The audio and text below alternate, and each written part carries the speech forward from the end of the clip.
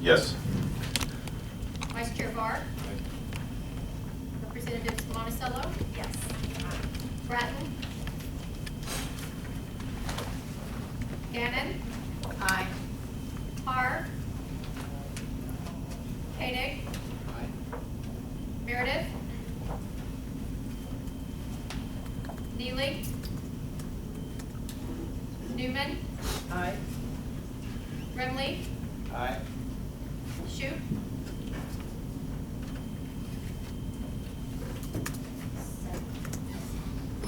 By your vote is 7-0, you have do pass Senate Committee Substitute for Senate Bill 720. We'll now move on to Senator Justice's bill. I move that Senate Substitute for Senate Committee Substitute for Senate Bill 720 be voted do pass. Any discussion? Seeing none, Madam Secretary, please call the roll. Chair Grisamore. Aye. Vice Chair Bahr. Representatives Monticello. Aye. Bratton. Gannon. Aye. Bahr. Koenig. Aye. Meredith. Neely. Newman. Aye. Remley. Aye. Shoup. By your vote is 7-0, you have voted Senate Committee Substitute for Senate Bill 720 be voted do pass. All right, let's now move on to House Bill 1613. I move that House Bill 1613 be voted do pass. Any discussion or amendments? Representative Monticello. Mr. Chairman, I have an amendment. It ends in 01H, and it should have been distributed last week. Very good.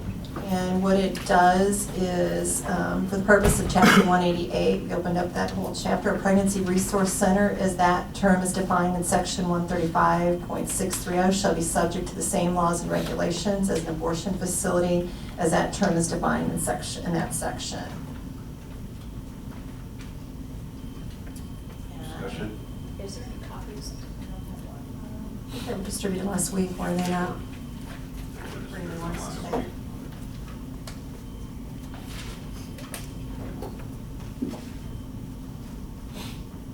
Just trying to, yeah,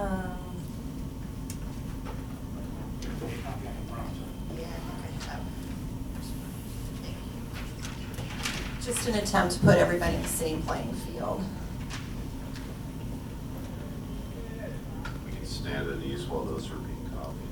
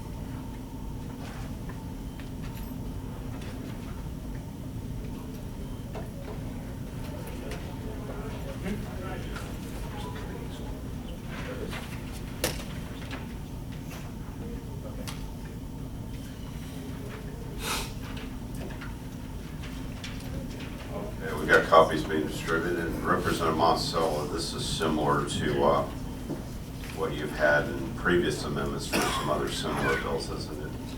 Yeah, I just think it's really important that we put everybody in on a same playing field, and I would expect and would hope there would be no opposition to this. Yeah, we do.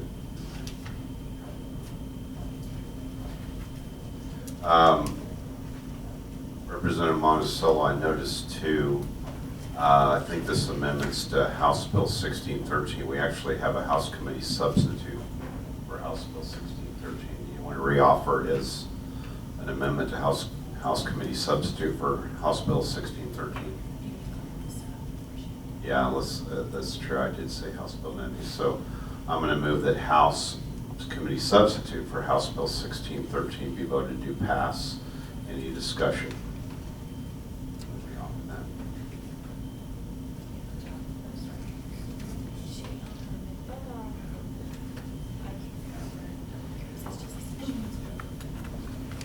Yes, I would like to reoffer that. And like I said, I would anticipate there's no opposition because we're just pulling the playing field, so. Any discussion? All right, seeing none. Oh, I'm sorry, Representative Newman. Yes, I just wanted to speak a little bit on the amendment. Did the section number change at all with the committee substitute? I'm trying to figure out exactly, making sure that it still fits in with this bill. Basically, her amendment is creating a new section that will go at the very end of the bill, and then Okay. if it passes, the revisor would assign it a new section number. Okay, just So want to it make really sure I won't knew change. exactly where it went in. And I actually want to speak in favor of this amendment and thank Representative Montello for bringing it. Again, I mean, we are putting, if you look through the committee substitute, we are putting some onerous regulations on an abortion provider. And I believe that we should be doing, there should not be any special privileges. And I believe that same regulations need to be on Pregnancy Resource Center in terms of these regulations. Representatives, are you familiar again what medical personnel are statutorily required to be present at an abortion clinic? I do not, but I know that we do not have any regulations for Pregnancy Resource Center. Well, and that's something that Representative Engler and I mean, we broached this on the House floor, and he and I are working also, because I was very pleased that he acknowledged that there are some issues and concerns there on the House floor, and we are working closely together to address that concern, at least getting letters out to the pregnancy resource centers, because that's all that I'm trying to do. I'm not trying to close them. I recognize a lot of them do very necessary, I truly mean that from the bottom of my heart, they do necessary work. We just want to make sure that they're all good players, so they're not, those that aren't good actors aren't giving the ones that are doing the good work a bad name as well. So this is just more of an effort to make sure that that is taking place. There's no foul intent meant here. I offered this last year as well, and that's my sole purpose, because we just want to make sure that we're taking care of women and we're doing it safely and properly. So that's the only purpose here. Very good. My recollection is I thought statutorily the abortion providers needed to have at least a nurse and possibly a doctor on site as well. Does anybody recall if that's correct? We had someone with some expertise and knowledge on that. Is that accurate, Sam? Mr. Chairman, I'm happy to answer if you want me to. Yeah, that'd be great. There's a requirement, Mr. Chairman, there's a requirement that certain abortion facilities, outpatient abortion facilities, be licensed as ambulatory surgical centers. And for those that are licensed, there are requirements in the law that they have nurses and people on staff, a medical director and nurses on staff. The abortion facilities that are required are those that perform any second or third trimester abortions or 5 or more first trimester abortions a month. The other requirements for abortion facilities, Chapter 188, would be that only a physician could perform or induce an abortion. So obviously there would have to be a physician on staff. Those are different, of course, than what the requirements are for pregnancy resource centers, which are only regulated in the tax credit portion of the law, Chapter 135. So they would not have the statutory requirement of having a doctor or nurse or nurses on staff? There's nothing in the law right now that requires it. Well, and it seems like, well, I appreciate the concern Representative Monticello has. It seems like it would be so onerous is to put them out of business if they did need that staff. Well, respectfully, I don't think they're performing abortions. And when we go back to ultrasounds, and I don't want to speak for Representative Engler, but I believe that on the floor he agreed with me that if people are if there are medical procedures being performed, that there needs to be medical staff tied with those procedures. And I don't mean to, like I said, I'm not trying to put words in his mouth, but I know I was very pleased that we had that acknowledgement on the floor, and I know I deeply respect and appreciate the fact that we're able to not only have that discussion on the floor, that we are pursuing that and making sure that we can make sure that's taking place. So I don't think it's unreasonable to require that if medical procedures are being performed, that there needs to be medical staff available to do that. And I know one of the issues we're including in our letter is that that these centers, maternity homes, et cetera, they cannot hold themselves out to be health facilities. And I believe when you advertise that you're going to be performing ultrasounds, I know I may, and I think a lot of people, a lot of women would assume that if they're providing these ultrasounds, that they are indeed medical staff available. I don't know that I would even question that somebody's offering to do an ultrasound. I mean, I think my assumption would be that there is medical staff involved in that, or at least in the reading.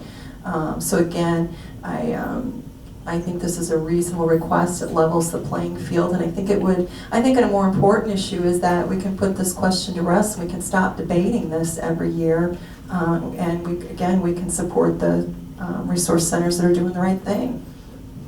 All right, further discussion? Representative Bahr. I'm just going through the chapters, looking at what exactly it is that we're changing. Obviously, chapter 188 is the entire chapter dealing with abortion, 24-hour waiting period, a lot of other things dealing with that issue of law. Chapter 13560 is our tax credit, or the Pregnancy Resource Center tax credit. And then 188.085 simply is the definition for abortion.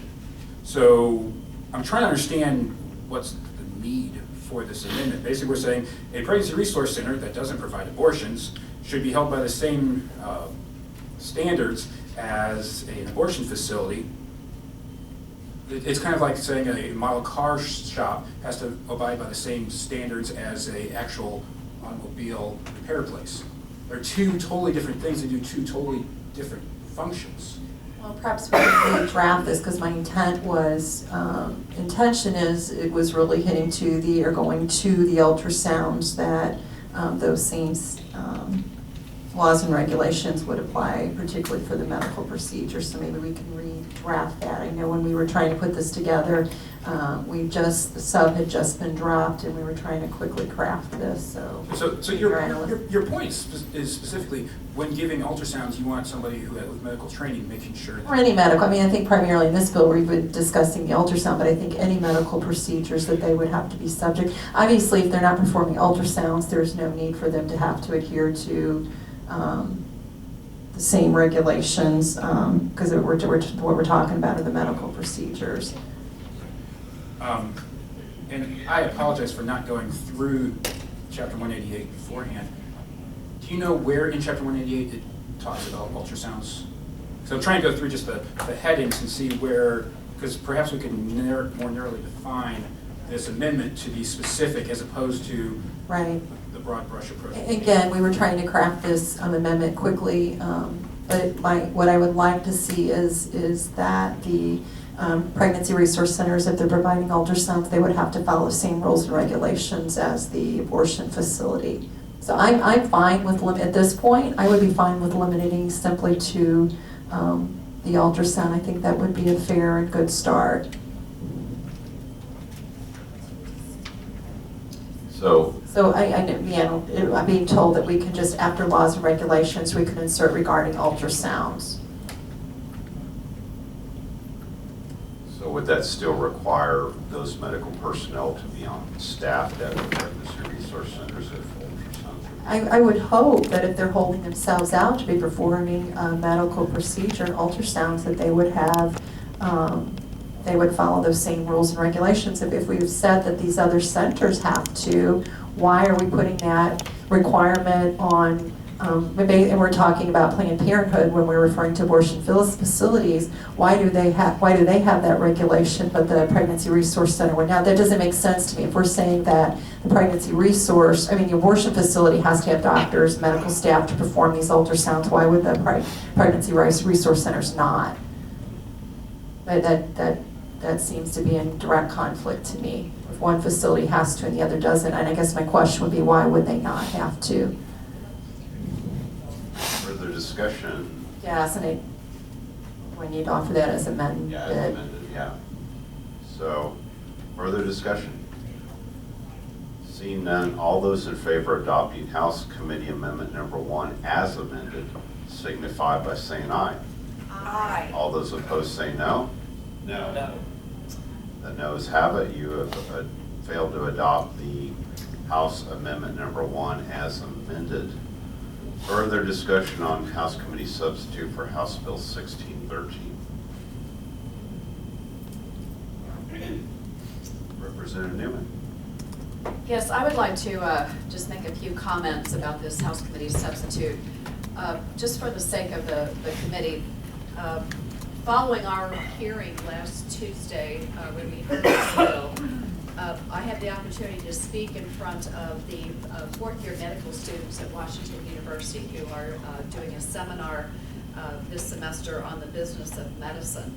And it was very interesting to take actual legislation that we're actually considering and talking about it in terms of our procedures in front of future doctors who are, I guess, are so close to graduating. And they were just incredulous that this committee with no medical expertise in terms of reproductive health were actually going to mandate medical procedures. And I find that very interesting. I mean, I was speaking with 20 fourth-year medical students who had all different kinds of backgrounds in terms of where they were going into different specialties. And I think that's what this committee should be thinking about. I mean, there are specific medical things in this bill that are mandated, including the information that must be provided to a woman that may or may not even be medically accurate.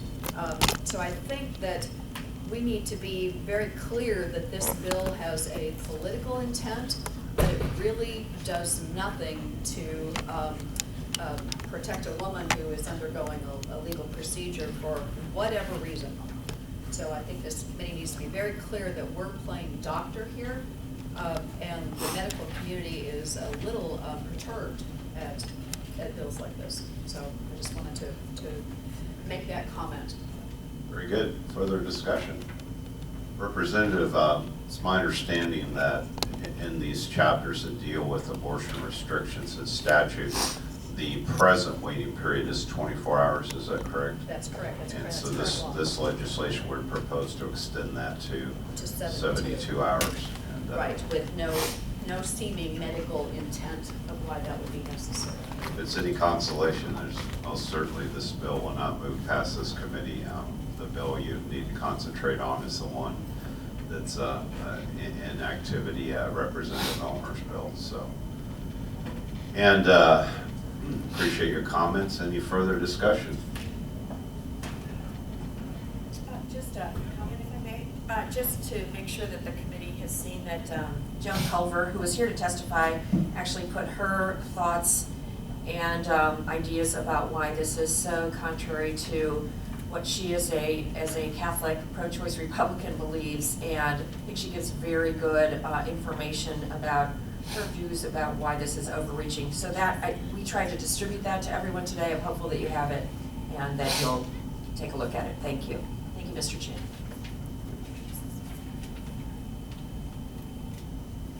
All right. Any further discussion? Seeing none, all those in favor of adopting its substitute signify by saying aye.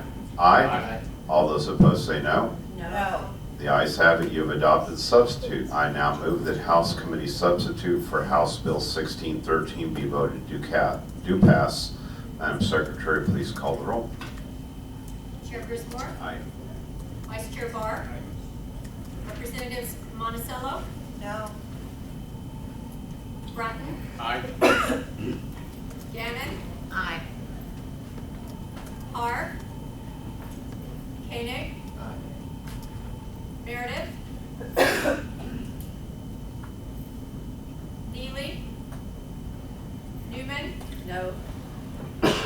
Remley, Aye. Shoup, No.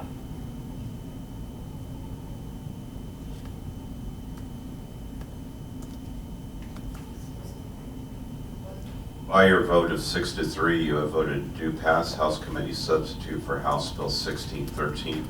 We will leave the roll open for a time for members that are absent, but it won't change the outcome.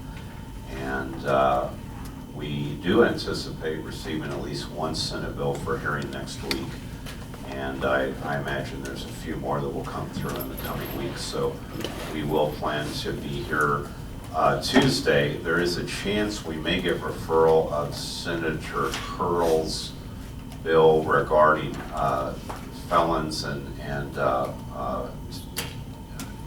or SNAP. I can't remember which one, you know what I'm talking about. But if that gets referred as early as today, I may notice that up even for tomorrow or Thursday, just to give it a little bit of a running start. Otherwise, we'll plan to be here on Tuesday. And with that, we are adjourned. Thank you.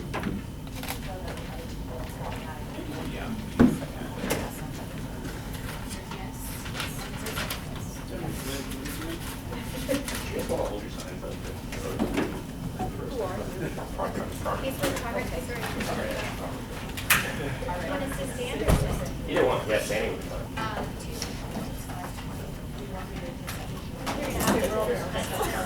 Okay. Where do you want people? That's perfect.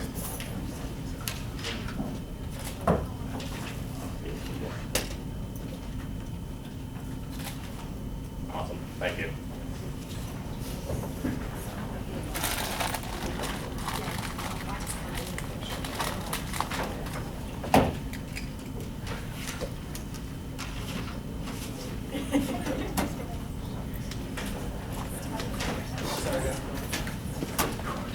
We're voting? Okay. I need your help.